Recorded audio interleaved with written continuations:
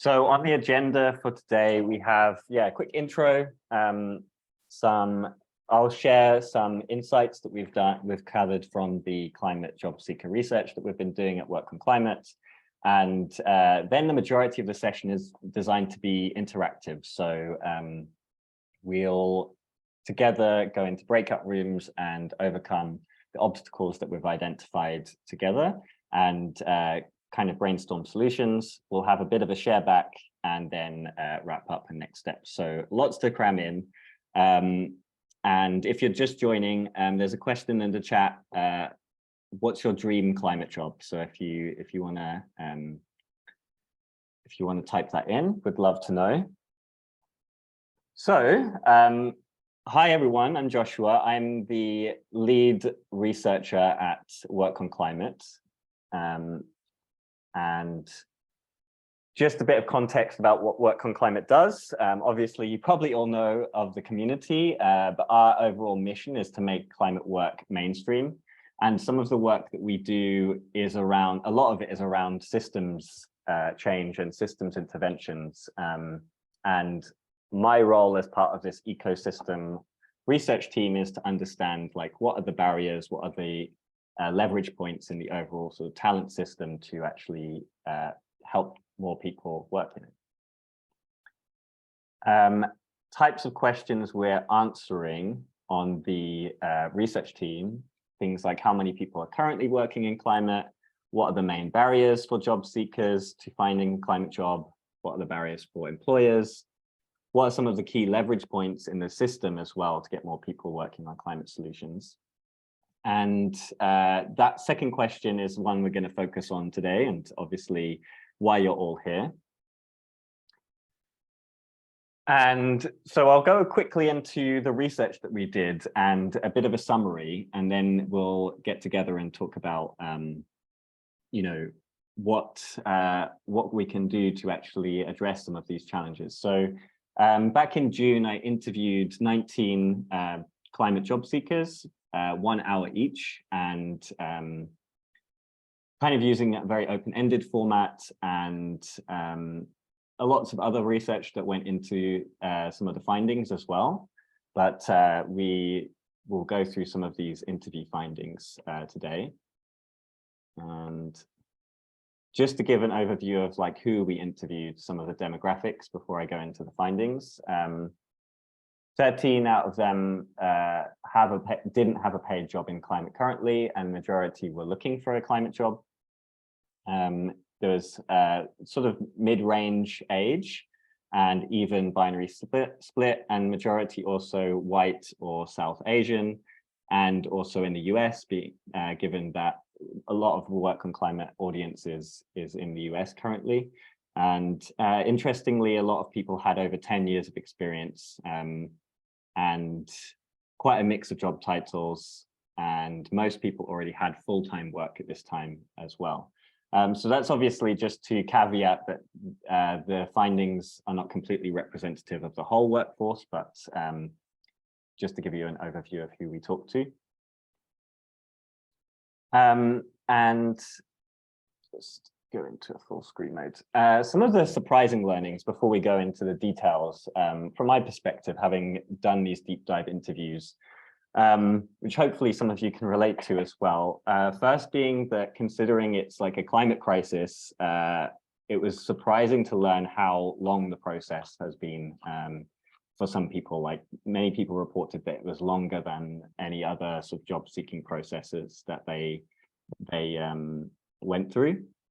Also, climate job seekers specifically more emotionally overwhelmed than in other industries, and that being, related to climate anxiety that people face on top of the burdens of job seeking in general. And then, many job seekers are actually making a transition for the first time, like a major career transition for the first time, and don't have the tools necessarily to reflect and set goals to make this transition easily, or as easily as they would have done if they'd done this before. And then other things specifically related to having transferable skills. So for job seekers, they struggle with showcasing those transferable skills, and employers also struggle with finding them as well. Let me just zoom in a little bit. So quite part of the output of this research has also been to summarize like a typical journey of finding a climate job. So this is kind of a bit of an overview.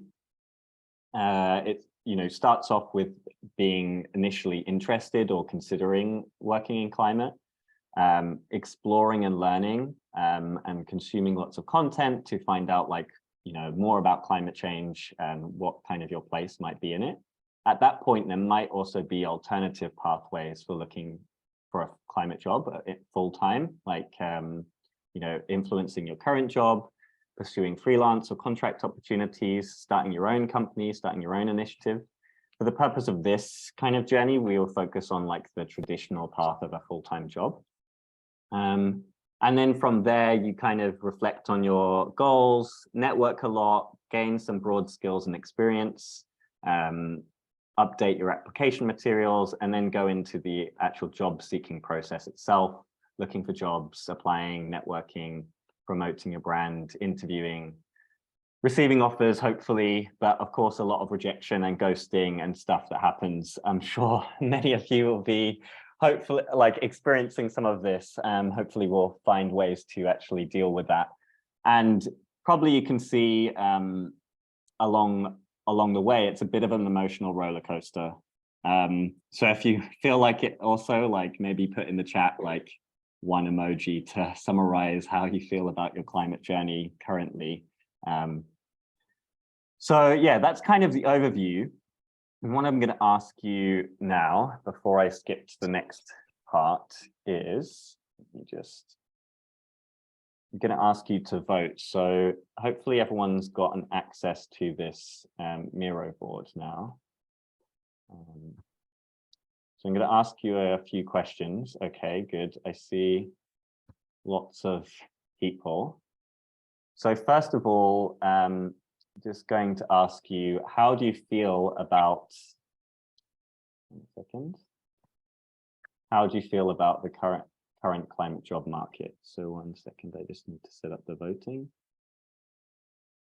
Laptop is being incredibly And if slow. you do not have access to the Miro board yet, I've just put the link in the chat, so I'm going to post that in there a few times. And thank you everyone for your awesome emojis in the meantime as well. Those are very cool to see. They're not always the happiest, but hopefully we can work on that in this session. Okay, so let me just do this now. So you vote on either being disheartened, like I don't think there are any jobs there for me, or overwhelmed. There are too many jobs, I can't decide. So I'm just going to start the voting, and you have 1 minute to pick on which one. And I'm also going to vote. Okay, there's only 99 votes allowed apparently, so.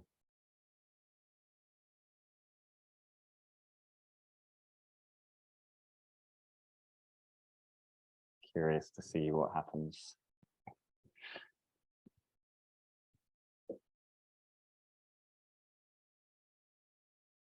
Never seen so many people in Miro at once. Kind of crazy.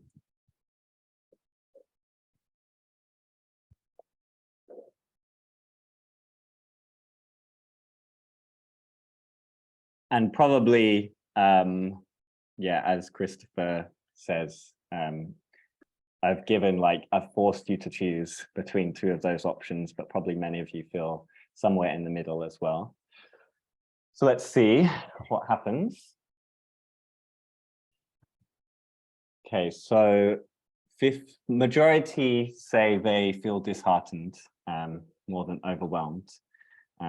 So maybe that's something we can talk about a little bit in the breakout rooms when we go into them.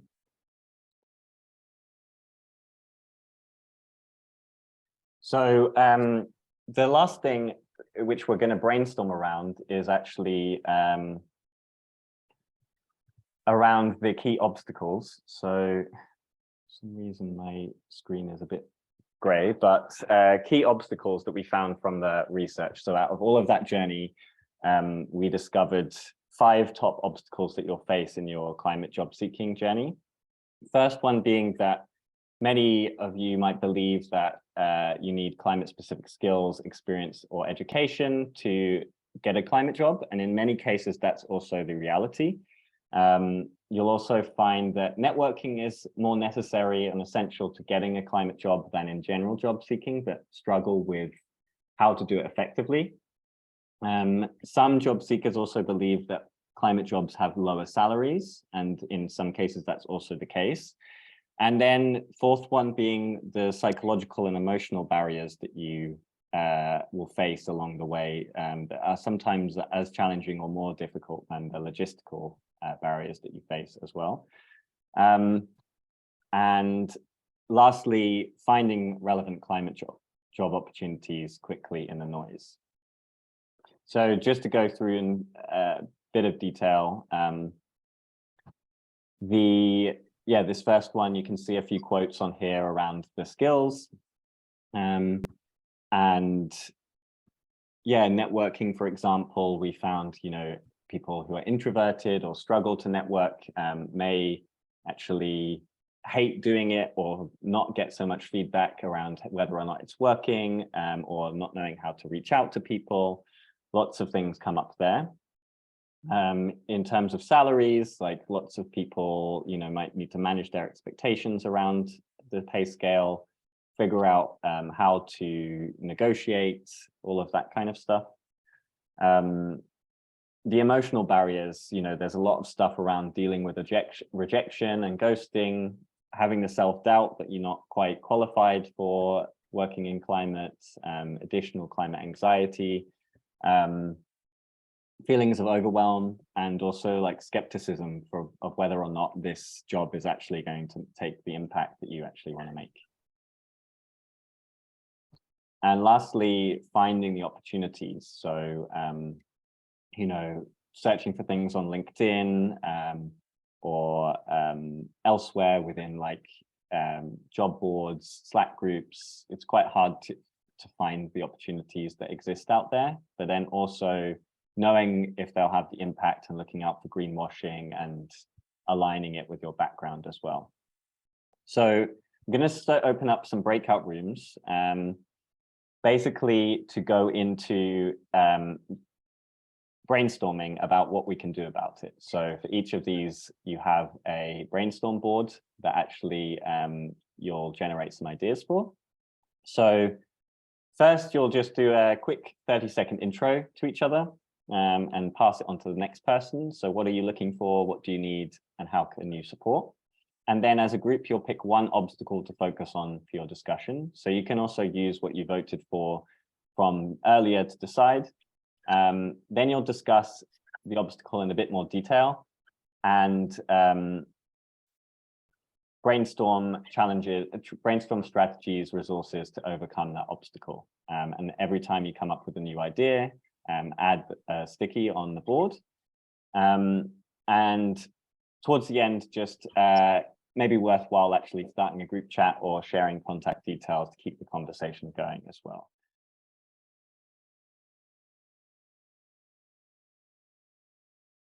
I mean, that flew by, but as it always does. Hopefully you got some value out of it, made some good connections, and found some interesting solutions. So if there's anything you learned from the group, feel free to share it. Also, like if anyone actually wants to raise their hand and share like something, one action or something that sort of was super insightful for them, like you're welcome to. We have a bit of time. Like any sort of big takeaways, big actions you're gonna take, feel free. Any of the other like moderators as well in the room want to share back what they learned?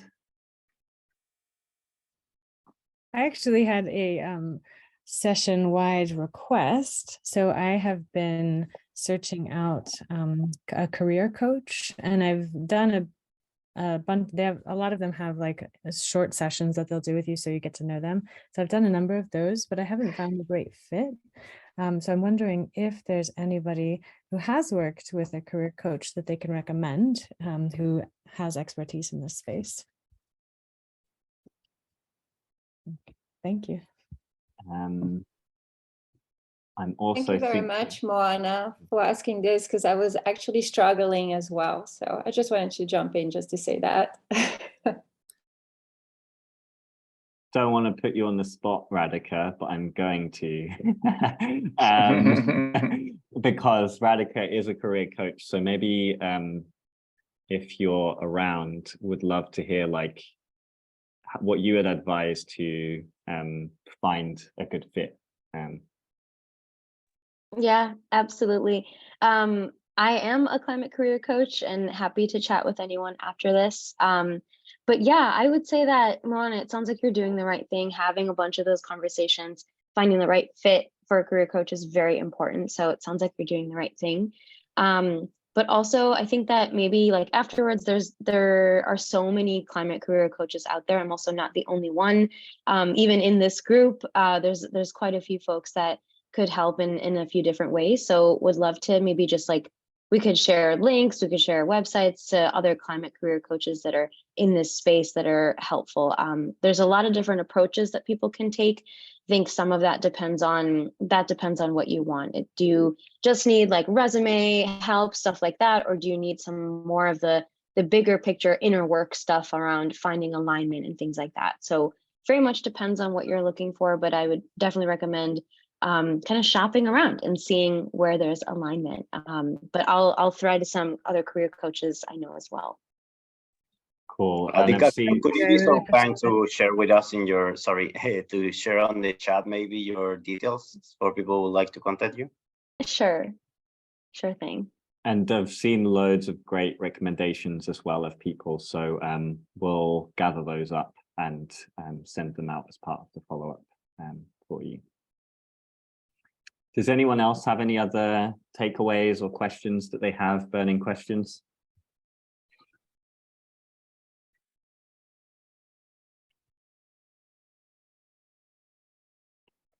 I was going to share really quick a quote that came up in my breakout room, and it was kind of relevant. I'm seeing it in the chat right now. Just, other ways to get involved really are, there's so many Slack communities out there. If there aren't in-person events that you can go to in your area, no worries, because there's no shortage of online communities and events that you can go to.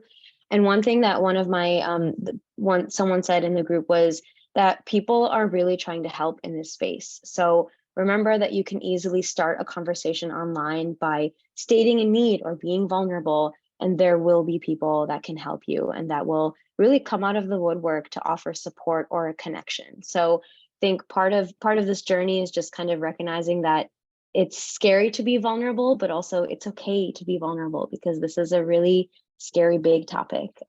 So good things come from that. So whether you're just reaching out to people on like the Work on Climate Slack or MCJ Collective, whatever it is, kind of find those online communities that you can get into in the climate space, and don't be afraid to be vulnerable as a way to find help throughout this whole process. Nice. Any other takeaways, any big changes people are going to make to their job seeking approach? Hi everyone, I have a quick question. Mm-hmm. I'm curious to learn, judging on the economy today, people thought about joining a startup tech company or like a more established climate company. I mean, both in climate, but like, a new one or a more established one. Thank you. Big question. It kind of depends a lot, I think, on your values, like what goes into, I guess, what's important to you about a job. Of course, like the thing that stays consistent across all of those is that you want to take action on climate in some way, but there's loads of other factors that you might be considering as well. Like a smaller company, maybe you have more influence on the strategy and decisions, and you're part of a smaller team, and you're, feeling like part of, a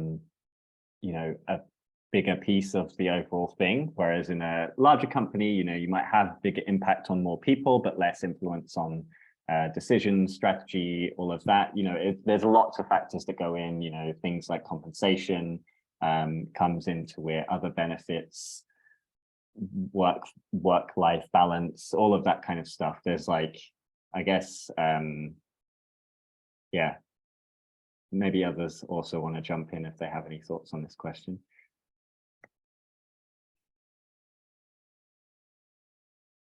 I'm curious if anyone has distinct experience at teasing that out in terms of what size of company and by proxy what kind of size of or scale or speed of project they're working on works for them. I've had a experience at a very small startup, a couple people, and also at a large enterprise company. And so there's a lot in between, and I'm not exactly sure where my happy medium is. I'm just wondering if someone's had success in teasing that out.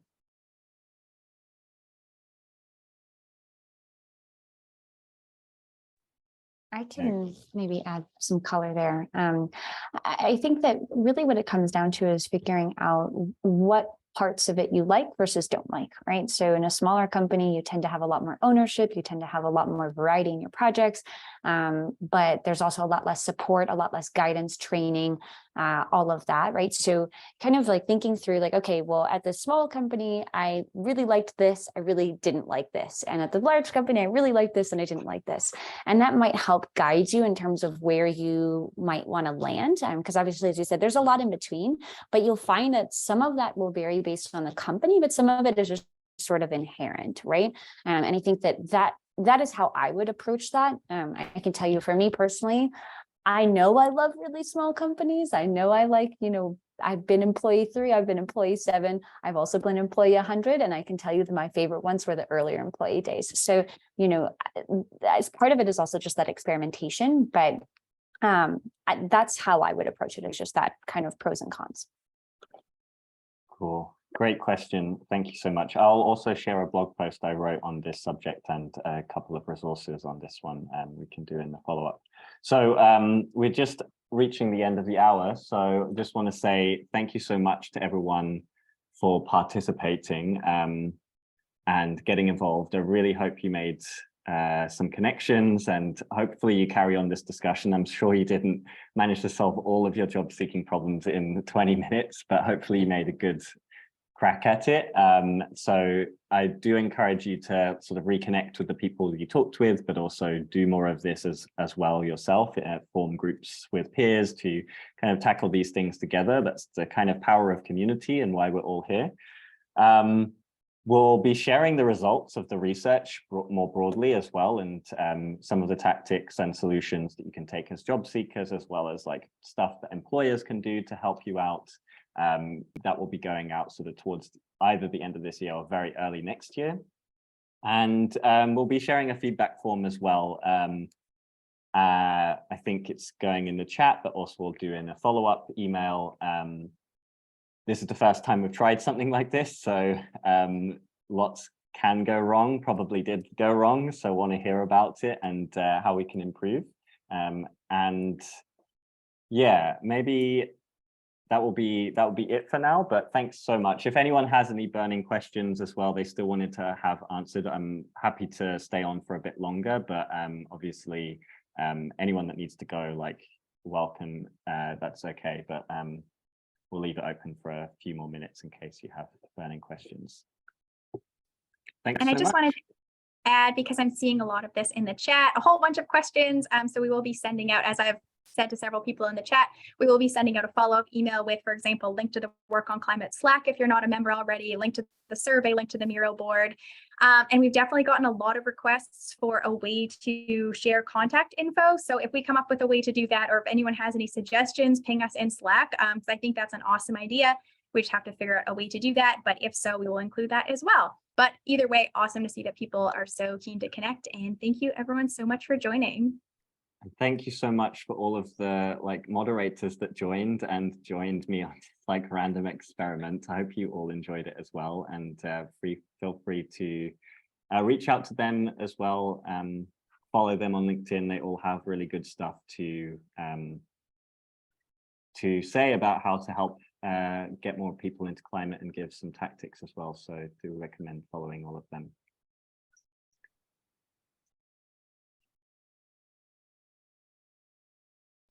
Cool, then hopefully if anyone else has any questions, feel free to raise your hand, but otherwise we'll end the session. Thank you very much. Thanks a lot. Thank you. Thanks. Cheers. Thanks. Yeah, go ahead, Tara. Oh, hi. Yeah. Just wondering, this was my first time attending an event with you guys. I'm not sure how often you're hosting events, but would love to find out about future sessions and wondered what the best way would be to do that. Yeah, there's Tara, a I'm newsletter. Go Yeah, ahead. sorry, I'm going to post the link. I'll send it to you right now in the chat. I'll put it in the general chat in case anyone else wants to know as well. All the events are on our website, and you can actually, some people add it to their Google Calendar, so you can add it to your personal calendar as well. But we do run, at least I've seen 3 events per month of sort of on different topics around climate and or other activities. They're very interactive, so definitely recommend checking them out. We would love to see you there. And as Joshua was saying before I cut him off, we do send out a monthly newsletter, so the events are always in there as well. Thanks so much, Tegan. Thanks so much. Wilder, do you want to ask a question? Sure, thank you. First of all, thanks so much again for putting this together. It was super helpful and great to see so many like-minded people out there. We were talking in our breakout room about how, you guys have done such a fantastic job in facilitating all these companies and jobs all into one place for us to find them. For those of us who feel like I myself have worked in sales and in tech for the better part of 5 years, who feel like we have the passion and the interest to change careers towards climate tech, feel like we have the skills in terms of programming, being able to sell, generate partnership, et cetera, but we're kind of running up against a roadblock. Is there a retooling path in terms of skills that you would recommend? I know that's a pretty broad question. Yes, it's a good question though, because it's like one of the top things that stops people from getting into these jobs. I don't know if any of the other moderators had a response to this, otherwise I can also try to answer.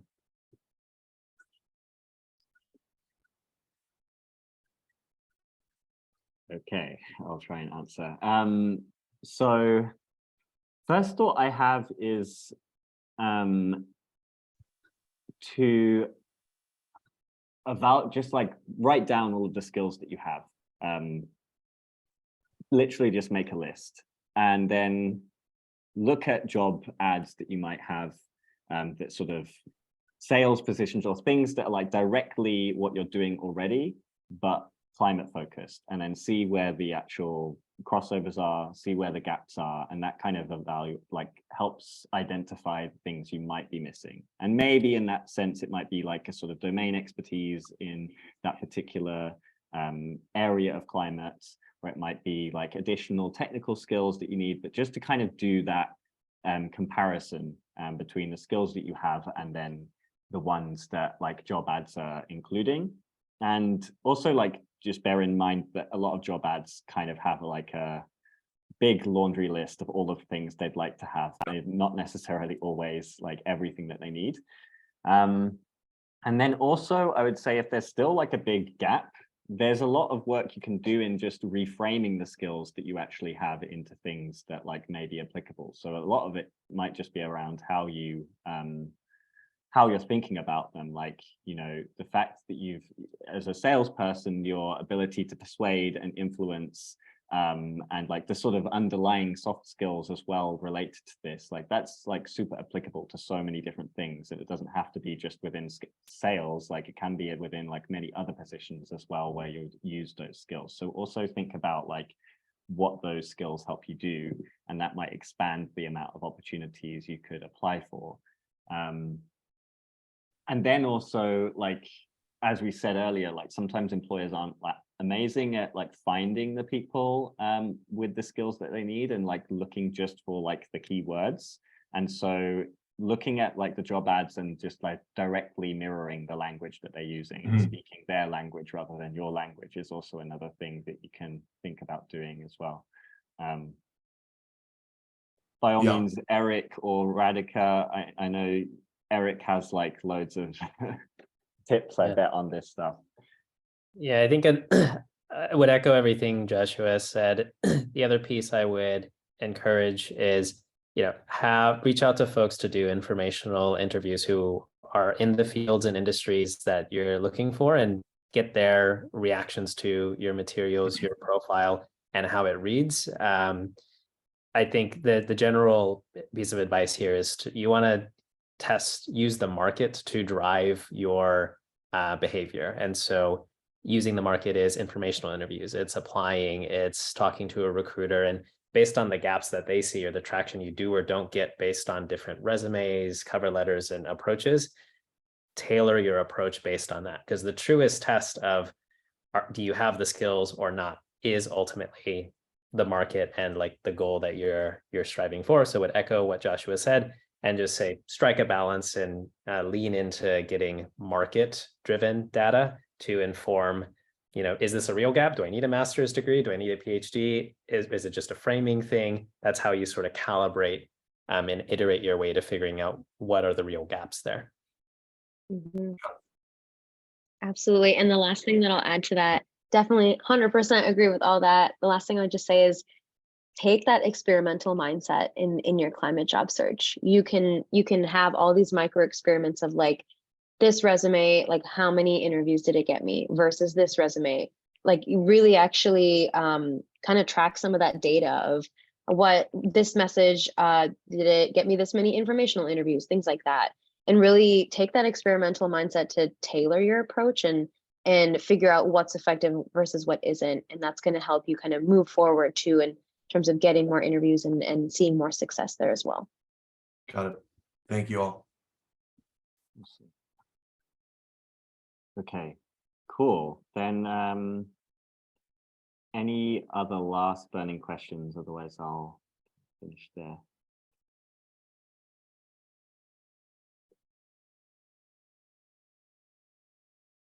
Cool. Then thank you so much for joining. And yeah, I hope to do more of these in the future. So yeah, hope to see you again soon. And feel free to message, add a request on LinkedIn, whatever. Happy to help.